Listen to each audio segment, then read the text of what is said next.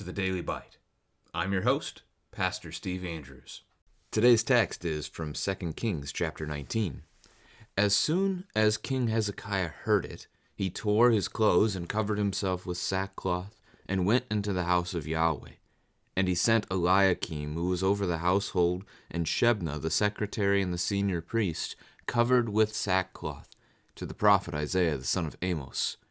They said to him, Thus says Hezekiah, This day is a day of distress, of rebuke and of disgrace. Children have come to the point of birth, and there is no strength to bring them forth. It may be that Yahweh your God heard all the words of the Rabshakeh, whom his master the king of Assyria has sent to mock the living God, and will rebuke the words that Yahweh your God has heard. Therefore lift up your prayer for the remnant that is left. When the servants of King Hezekiah came to Isaiah, Isaiah said to them, Say to your master, Thus says Yahweh, Do not be afraid because of the words that you have heard, with which the servants of the king of Assyria have reviled me. Behold, I will put a spirit in him, so that he shall hear a rumor and return to his own land. And I will make him fall by the sword in his own land. The Rabshakeh returned and found the king of Assyria fighting against Libnah, for he heard that the king had left Lachish. Now the king heard concerning Tirhakah, king of Cush, Behold, he has set out to fight against you. So he sent messengers again to Hezekiah, saying, Thus shall you speak to Hezekiah, king of Judah. Do not let your God, in whom you trust, deceive you by promising that Jerusalem will not be given into the hands of the king of Assyria. Behold, you have heard what the kings of Assyria have done to all lands, devoting them to destruction.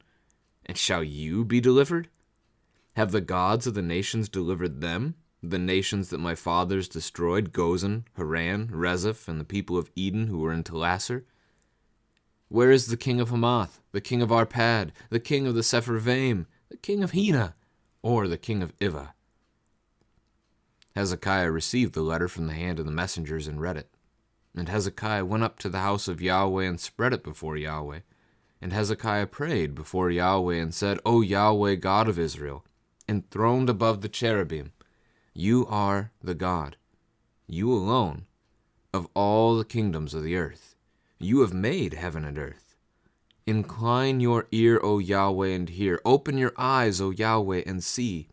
And hear the words of Sennacherib, which he has sent to mock the living God. Truly, O Yahweh, the kings of Assyria have laid waste the nations and their lands, and have cast their gods into the fire, for they were not gods, but the work of men's hands, wood and stone. Therefore they were destroyed. So now, O Yahweh, our God, save us, please, from his hand, that all the kingdoms of the earth may know that you, O Yahweh, are God alone. Then Isaiah the son of Amos sent to Hezekiah, saying, Thus says Yahweh, the God of Israel, Your prayer to me about Sennacherib, king of Assyria, I have heard. This is the word that Yahweh has spoken concerning him. She despises you. She scorns you. The virgin daughter of Zion, she wags her head behind you, the daughter of Jerusalem. Whom have you mocked and reviled? Against whom have you raised your voice and lifted your eyes to the heights? Against the Holy One of Israel. By your messengers you have mocked the Lord, and you have said, With my many chariots I have gone up the heights of the mountains, to the far recesses of Lebanon. I felled its tallest cedars, its choicest cypresses. I entered its farthest lodging place, its most fruitful forest. I dug wells and drank foreign waters. I dried up with the sole of my foot all the streams of Egypt. Have you not heard that I determined it long ago? I planned from days of old what I shall bring to pass, that you should turn fortified cities into heaps of ruins, while their inhabitants, shorn of strength, are dismayed and confounded, and have become like plants of the field, and like tender grass, like grass on the housetops, blighted before it is grown. But I know your sitting down, and your going out, and your coming in, and your raging against me, because you have raged against me, and your complacency has come into my ears.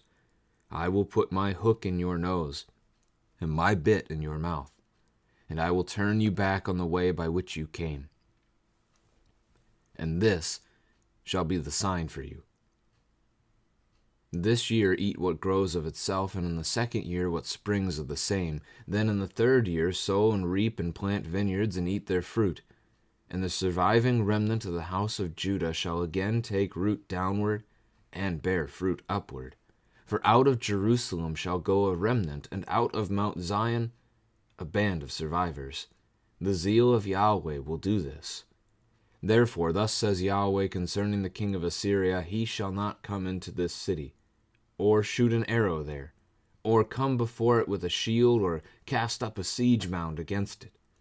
By the way that he came, by the same he shall return, and he shall not come into this city, declares Yahweh. For I will defend this city to save it for my own sake, and for the sake of my servant David. And that night the angel of Yahweh went out and struck down 185,000 in the camp of the Assyrians. And when people arose early in the morning, behold, these were all dead bodies. Then Sennacherib king of Assyria departed, and went home and lived at Nineveh. And as he was worshipping in the house of Nisroch his god, Adramelech and Sharezer his sons struck him down with the sword and escaped into the land of Ararat. And Esarhaddon his son reigned in his place. This is the word of the Lord. So we pick up right where we left off yesterday. Sennacherib had taunted the king of Judah, Hezekiah, claiming that Yahweh could not defend his people, that Judah would be defenseless just like all the other nations that Assyria has conquered. No God has saved their people from his hand. That's a dark word. And Hezekiah displays that in grief and mourning. He tears his clothes, he covers himself with sackcloth, and then he goes to the temple. He goes to the house of Yahweh. He turns to the right place with his distress and his concern. And he sends, not only does he go to the temple, he sends servants over to the prophet Isaiah. He wants to hear God's word on the matter. This is a good move from Hezekiah. The message that they send to Isaiah is quite an analogy. Children have come to the point of birth, and there's no strength to bring them forth. It's the picture of a mother who has given up. The people have given up. They are a dying people.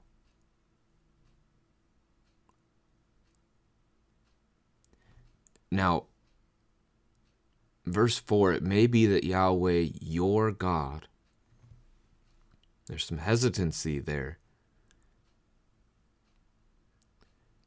Either that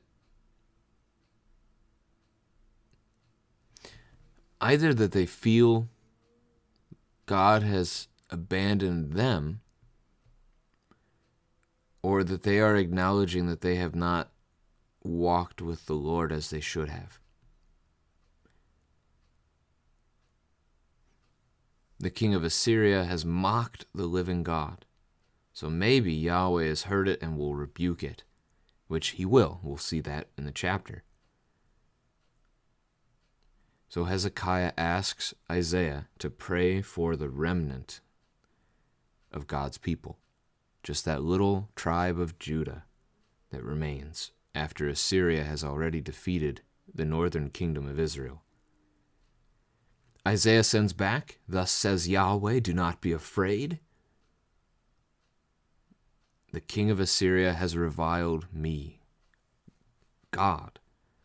And so God is going to respond. God is going to drive him back to Assyria and strike him down there. A spirit in him could be an angel. Probably not the Holy Spirit. Could be a demon, perhaps even, that the Lord would, just as we see Jesus has complete control over the demons, that he can drive them out in the New Testament. I don't know that I'd suggest that anymore. Probably just an angel that's going to drive Sennacherib to leave. But just the observation that even demons must obey God. And we see him struck down by the sword in his own land, very specifically. by two of his sons with the sword back in Nineveh. Sennacherib doubles down. He taunts God again in the second paragraph of the text today, and we're just going to keep moving. I mean, we saw that yesterday. This is just a brief little summary compared to what we had from the Rabshakeh before. So instead, let's look at Hezekiah's prayer in the third paragraph. This is one that's good. I mean, and something to talk about as a family together today. Hezekiah receives the letter. He goes into the temple again, and he spreads out the letter before the Lord. And he prays. And the rest of the paragraph is his prayer. So this is something where you might want to, just as a family today, say, okay, what are some of the things that you're worried about in your life right now? What are some of the things that are making you sad? What are some of the things that you're struggling with, that are difficult, hard? What don't you like? Depending on the age of your children, they'll respond to those different words. But see what's worrying them, see what's concerning them, and take it before the Lord in prayer. You're welcome even to use the form of prayer that Hezekiah does here, where Hezekiah begins this prayer with praise and then a petition. Well, really kind of two petitions. He gives the petition of what he wants on behalf of God's people, but then he gives a petition that really is on behalf of all people, as he prays that they would know God. So, almost a missionary prayer there.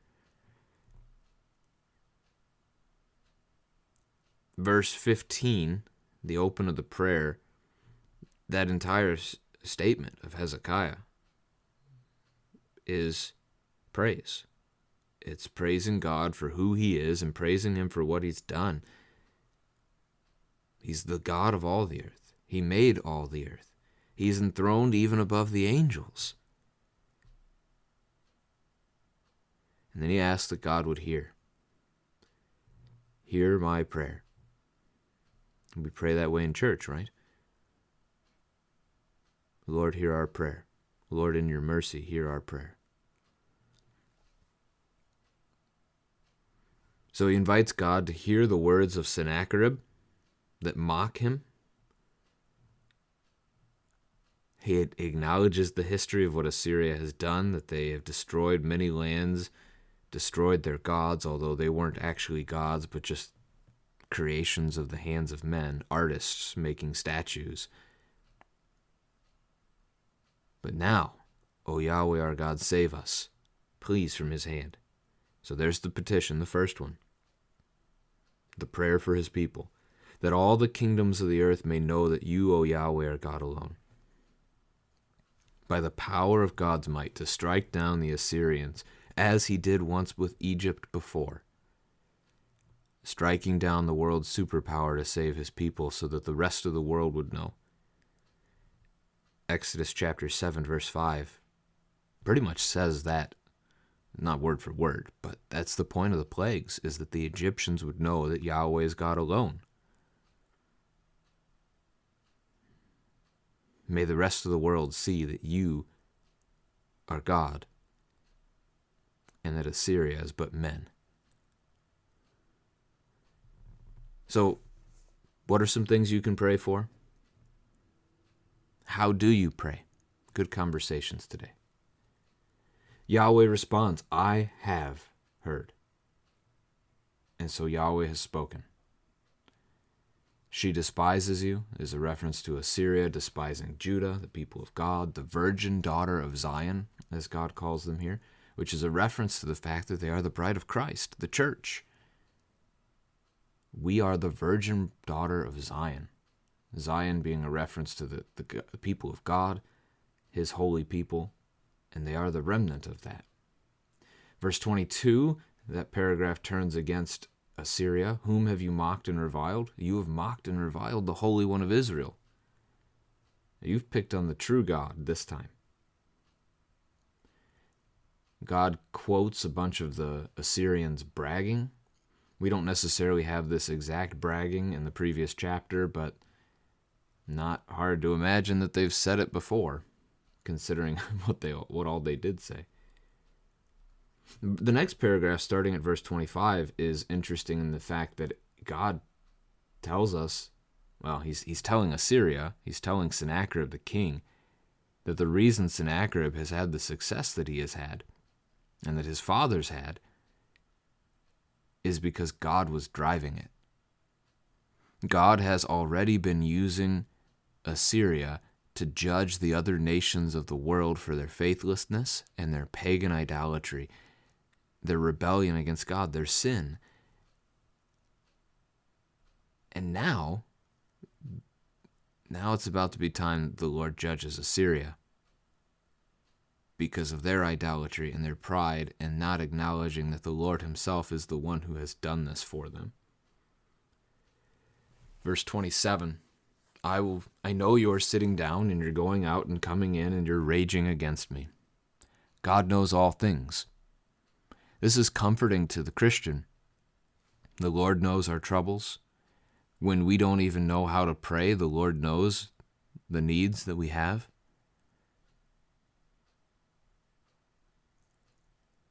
He's there for us. It's also important for the Christian to know that God is the only one that can actually see into your mind and into your heart. The devil cannot. The devil can tempt, right? The devil can toy with you. It's possible to even phrase it as though the devil can put temptations into your mind or into your heart, but the devil cannot see your thoughts.